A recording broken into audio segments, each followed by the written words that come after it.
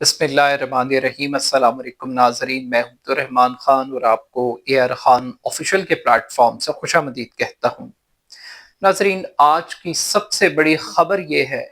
کہ جمعرات کے روز امریکہ اور ایران کے درمیان اسلام آباد میں ایک مرتبہ پھر مذاکرات کا آغاز ہوگا۔ سوال یہ ہے کہ کیا اس مذاکراتی عمل میں امریکی صدر ڈونلڈ ٹرمپ بھی براہ راست شرکت کریں گے؟ کیا یہ مذاکرات کا دوسرا مرحلہ محض مذاکرات تک ہی محدود رہے گا، یا پھر کسی ایک فارمولے پر، کسی ایک معاہدے کے اوپر امریکہ اور ایران کے درمیان اتفاق رائے ہو سکتا ہے؟ یہ اچانک دھمکیوں کے ماحول میں امریکہ کیوں مذاکرات کی میز پر دوسری مرتبہ واپس آیا؟ اس مذاکراتی عمل کے پیچھے وجوہات کیا ہیں اور اس کا رزلٹ کیا نکلے گا؟ آج کے اس ویلاگ میں ان چند بنیادی نکات پر ہم بات کریں گے۔ میڈیا رپورٹس کے مطابق آج امریکی صدر نے نیو یارک پوسٹ، ایک امریکی اخبار کے رپورٹر کو ایک انٹرویو دیا۔ اس انٹرویو کے دوران امریکی صدر سے سوال کیا گیا کہ کیا وہ مذاکرات کے دوسرے مرحلے کے لیے پاکستان جانے کے لیے تیار ہیں، یا مذاکرات کا دوسرا مرحلہ ہوگا، اگر ہوگا تو کیا وہ پاکستان میں ہوگا؟ تو ابتدائی طور پر امریکی صدر کی جانب سے تردید کی گئی مذاکرات کے دوسرے مرحلے کی، اور بالخصوص پاکستان میں مذاکرات کے دوسرے مرحلے کے انعقاد کی۔ مگر پھر کچھ دیر کے بعد امریکی صدر نے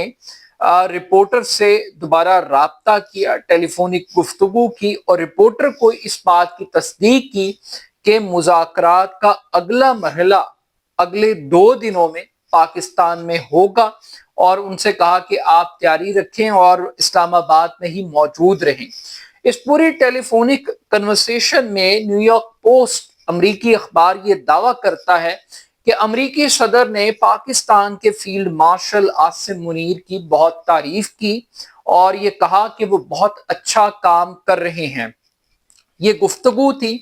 جو ایک بریکنگ نیوز بن گئی ہے پوری دنیا میں، اور امریکی صدر کی جانب سے یہ کہنا کہ مذاکرات کا دوسرا دور ہوگا، یہ کہنا کہ مذاکرات پاکستان میں ہی ہوں گے، اور یہ بھی کہا گیا کہ ہم ایسے ملک میں کیوں جائیں جس کا اس پورے مذاکراتی پروسیس میں کوئی رول ہی نہیں، کیونکہ ابتدائی طور پر ذرائع یہ بات کہہ رہے تھے کہ مذاکرات کا دوسرا دور تو ہوگا، مگر یہ مذاکرات شاید اسلام آباد کی بجائے جنیوا میں ہو جائیں، یا قطر میں ہو جائیں، یا ترکی میں، مختلف ملکوں کے نام دیے جا رہے تھے، مگر امریکی صدر نے اب اس ابہام کو ختم کر دیا۔ ویسے تو امریکی صدر کی کسی بھی بات کے اوپر یقین کرنا بہت مشکل کام ہے، وہ یو ٹرنز کے ماسٹر ہیں، مگر اس بات کو پریڈکٹ کرنا کہ مذاکرات کا دوسرا دور ہوگا یہ کوئی بڑا سرپرائز نہیں تھا۔ اس کی وجوہات تھیں کہ جب لاسٹ ٹائم مذاکرات ختم ہوئے تو 21 گھنٹے کے مذاکرات کے بعد جے ڈی وینس جو نائب امریکی صدر ہیں، انہوں نے ایک مختصر پریس کانفرنس میں بتایا تھا کہ ہم نے اپنی ایک حتمی آفر ایران کو دے دی ہے، اب ایران نے فیصلہ کرنا ہے اور ہمیں جواب دینا، اور اسی طرح سے ایران نے بھی کہا تھا کہ انہوں نے اپنا کیس مقدمہ امریکہ کو بیان کر دیا، اب امریکہ کو فیصلہ کرنا ہے۔ اب اس مذاکرات کے دوسرے دور کی ٹائمنگ یہ سب سے امپورٹنٹ فیکٹر ہے۔ ایک ایسے وقت میں جب امریکی صدر یہ اعلان کر رہے تھے کہ وہ آبن ہرمز کی ناکہ بندی کر رہے ہیں، اور کسی بھی جہاز کو جو ایران کے ساتھ منسلک ہے، ایران سے تیل لے کر جا رہا ہے یا ایران میں داخل ہو رہا ہے، اس کو گزرنے کی اجازت نہیں ملے گی۔ مگر اب خبریں آ رہی ہیں کہ گزشتہ 24 گھنٹوں کے دوران امریکی ناکہ بندی کے دعووں کے باوجود 4 بحری جہاز جن کا تعلق ایران سے بتایا جاتا ہے کہ وہ تجارتی سامان لے کر جا رہے تھے، تیل لے کر جا رہے تھے، وہ گزرنے میں کامیاب ہو گئے۔ اس کا دوسرا مطلب یہ ہے کہ چین کی دھمکی، ایران کی دھمکی وہ کام کر گئی، اور چین نے واضح طور پر امریکہ کو پیغام دیا تھا کہ آپ آبنہ ہرمز میں مداخلت نہ کریں، ایران اور چین کے درمیان جو تجارتی معاہدے ہیں اس میں انٹرفیئر نہ کریں، ایک وارننگ تھی۔ اسی طرح سے ایرانی فوج نے بھی واضح طور پر یہ کہہ دیا تھا کہ اگر آبنہ ہرمز کو بند کیا گیا تو خلیج عمان کی کوئی بھی بندرگاہ محفوظ نہیں رہے گی، یا تو سب کے لیے سب بندرگاہیں بند ہوں گی یا کسی کے لیے کوئی بندرگاہ بند نہیں ہوگی۔ تو یہ بڑی ایک واضح لائن اختیار کی گئی تھی، اور اس کے بعد امریکہ تو جو فیصلہ کرتا سو کرتا، عربوں کی جان نکل گئی کہ دبئی کی پورٹ کیسے چلے گی، شارجہ کی پورٹ کیسے چلے گی، سعودی عرب کی، عمان کی، قطر کی، بحرین کی، ان کا تو بریڈ اینڈ بٹر بیسیکلی ان پورٹس پر چلتا ہے، تو اگر ان کی پورٹس کو بھی اب ٹارگٹ کیا جائے گا تو ان کا ایک بہت بڑا معاشی نقصان ہوگا۔ تو بنیادی بات یہ ہے کہ امریکی صدر کے پاس مذاکرات کے علاوہ کوئی اور آپشن نہیں تھی۔ جنگ کے تمام آپشن ختم ہو گئے، دھمکیاں آزما کر دیکھ لی، دھونس جما کر دیکھ لی، طاقت کو استعمال کر کے دیکھ لیا، معاشی پابندیاں، معاشی گھیراؤ کر کے دیکھ لیا، ہر حربہ، ہر اسٹریٹجی امریکی صدر کی وہ مکمل طور پر ناکام ثابت ہوئی، اور اب امریکی صدر امریکہ میں تنہا ہو گئے، دنیا میں تنہا ہو گئے، اور یوں لگ رہا ہے کہ ٹرمپ اور نیتن یاہو دو شخصیات، ایک نظام، ایک رجیم ایک طرف کھڑی ہے اور پوری دنیا دوسری طرف کھڑی ہے۔ تو کوئی بھی اب امریکی صدر کی دھمکیوں میں شامل ہونے کے لیے تیار نہیں۔ یعنی آپ پچھلے 24 گھنٹے کو اگر آپ دیکھیے،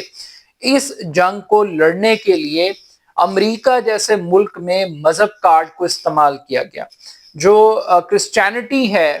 اس کے میسج کو امریکی صدر نے ٹوسٹ دینے کی کوشش کی، اور لوگوں کے مذہبی جذبات کو اس بات پہ کنونس کیا کہ ایک مذہبی جنگ ہے، اور اس پہ ہم نے دیکھا جو پوپ ہیں انہوں نے رسپونڈ کیا، اور انہوں نے امریکی صدر کو وارن کیا کہ وہ غلط تشریح نہ کریں کرسچینٹی کی، مذہب کی، اور اس کے اوپر پھر ہم نے دیکھا کہ کس طریقے سے امریکی صدر برسے پوپ کے اوپر، لیکن پوپ نے اپنی پوزیشن کو بدلا نہیں ہے، اور جس طریقے سے امریکی صدر کا دماغ اتنا چل گیا تھا کہ وہ اپنے آپ کو ایک تصویر کے ذریعے علامتی طور پر وہ اپنے آپ کو ایک مقدس ہستی کے طور پر پیش کر رہے تھے، اس پر بھی ایک بڑی تنقید ہوئی۔ تو ایک تو مذہب کارڈ کا استعمال، اور اس استعمال پر بھی ان کی اچھی خاصی ٹھکائی ہوئی۔ پھر اس کے بعد ہم یہ دیکھتے ہیں کہ اٹلی جیسے ملک نے اسرائیل کے ساتھ اپنے دفاعی معاہدے ختم کر دیا۔ 5 سال کے لیے دفاعی معاہدے ہوتے تھے، سالوں سے چلے آ رہے تھے، اور ڈیفنس ایگریمنٹ کا ختم ہو جانا کسی یورپی ملک کی طرف سے یہ اسرائیل کے لیے ایک بہت بڑا خطرہ تھا، ایک بہت بڑا دھچکا تھا۔ پھر اس کے بعد ہم نے یہ دیکھا کہ ایران نے عرب ممالک سے بھی ہرجانوں کا مطالبہ کیا کہ جو کچھ نقصان ہوا ہے وہ سارے کے سارے پیسے اب عرب ممالک ادا کریں۔ تو یہاں پر نیوکلیئر کو بنیاد بنایا گیا۔ پبلک ڈومین کے اندر ایک بات یہ کہی جا رہی تھی جے ڈی وینس کی طرف سے کہ 2 ایسے نکات تھے جس کی بنیاد پر یہ معاہدہ نہیں ہو سکا۔ پہلی بنیاد انہوں نے یہ کہی کہ ہماری پہلی ریڈ لائن یہ تھی کہ ایران کسی بھی قسم کا جوہری پروگرام نہیں بنائے گا، جوہری ہتھیار نہیں تیار کرے گا، اور اس کے ساتھ ساتھ وہ ایک ایسا نظام وضع کرے گا جس کے ذریعے اس بات کی گارنٹی دی جائے، میک شور کیا جائے کہ ایران کا نیوکلیئر پروگرام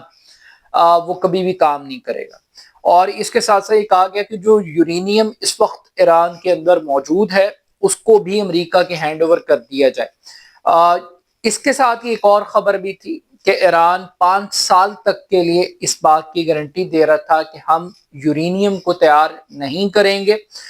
مگر امریکہ کہہ رہا تھا کہ یہ پابندی 20 سال کے لیے ہونی چاہیے، 5 سال کے لیے نہیں۔ تو یہ وہ باتیں جو پبلک ڈومین میں ہو رہی تھیں، بٹ لیکن ریالٹی یہ ہے کہ اس جنگ کی ابتدا میں ہی امریکہ کو سب سے بڑا سرپرائز یہ تھا کہ امریکہ کی تمام ایئر بیسز وہ انڈر اٹیک چلی گئیں۔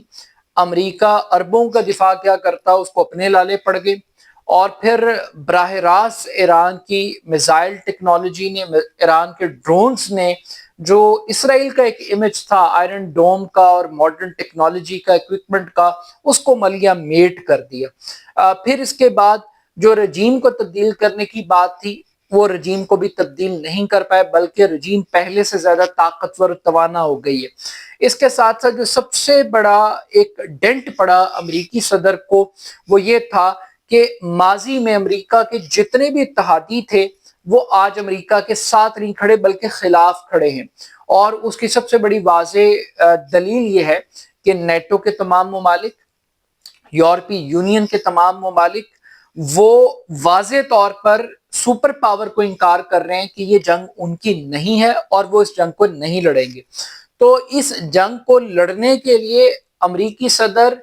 इखलाकी, सियासी, सफारती और जंगी हमायत पूरी दुनिया के अंदर हासिल करने में नाकाम रहे।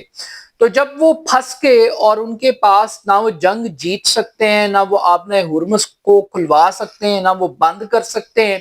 तो जो रिमोट है इस जंग का वो टोटल ईरान के हक में चला गया है। ईरान की अखलाकी बरतरी भी है, सफारती बरतरी भी है और जंगी बरतरी भी है। तो तीनों मैदानों में ईरान ने चारों निशाने जो चित कर दिया है मुकम्मल तौर पर अमरीका को। और अब अमरीकी सदर के पास एक ही रास्ता बचा है कि वो चाहे पाकिस्तान को एक ढाल के तौर पर इस्तेमाल करें, फील्ड मार्शल आसिम मुनीर की तारीफें करके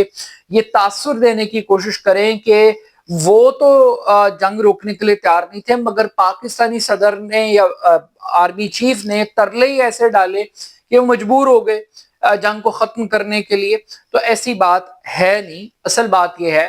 कि अमेरिका एक ऐसी बंद गली में चला गया था कि अमेरिका के पास किसी किस्म के मुआहिदे के अलावा कोई और ऑप्शन नहीं थी। एक मुआहिदा ही अमेरिकी सदर के लिए फेस सेविंग है और इसी फेस सेविंग को मेंटेन करने के लिए अब ये पूरा खेल और ड्रामा जो है वो रचाया जा रहा है। But still at the end of the day अब देखना ये है कि क्या ईरान की शराइत को भी अमेरिका कबूल करता है, यानी ईरान को मुआवजा मिलेगा, उसकी उसकी जो जितनी तबाही हुई है उसका अजाला किया जाएगा, ईरान के जो मुंजमद असासे हैं उनको बहाल किया जाएगा, इस बात की गारंटी दी जाएगी कि आइंदा कभी भी ईरान के ऊपर अटैक नहीं होगा, या इसको भी एक जंगी हिकमत अमली के तौर पर लिए, क्योंकि मुआहिदा तो बहुत पहले हुआ था और ये अमेरिकी सदर का एजाज है कि उन्होंने मुआहिदे की खिलाफ वर्जी की और तोड़ा। अब जहां तक अमरीकी सदर के आने का मतलब है, वो तो एक वाज़े इंडिकेटर है कि इसका मतलब यह है कि सिर्फ मुज़ाकरात का दौर नहीं होगा बल्कि किसी मुआहिदे के ऊपर दस्तखत भी होंगे। तो ये तकरीबन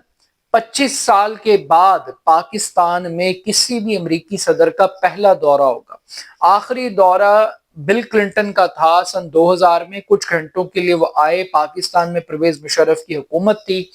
और उन्होंने टीवी पे कौम से खिताब भी किया था। तो बिल क्लिंटन से पहले जिमी कार्टर थे और दो सदूर थे जिन्होंने दौरा किया, मगर पिछले 25 साल के दौरान हम अमेरिका के बड़े करीबी इत्तेहादी रहे और बहुत कुछ हुआ,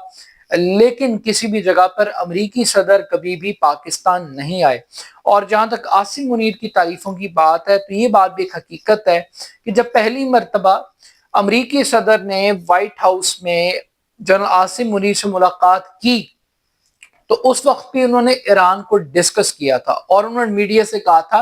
कि आसिम मुनीर से बेहतर ईरान को कोई नहीं जानता। ये अमरीकी सदर के अल्फाज थे। तो आई थिंक एक ट्रस्ट डेवलप जरूर हुआ, बट स्टिल जंग अगर रुकती है तो दुनिया भर में जो एनर्जी क्राइसिस है, बिजली की कीमतें हैं, तेल की कीमतें हैं, गैस की कीमतें हैं, खाद की कीमतें हैं, और जिस तरीके से अब सप्लाई चेन डिस्टर्ब होगी है पूरी दुनिया के अंदर, इसके मल्टीपल इफेक्ट्स होंगे। सिर्फ आप ये नहीं कह सकते कि एक जंगी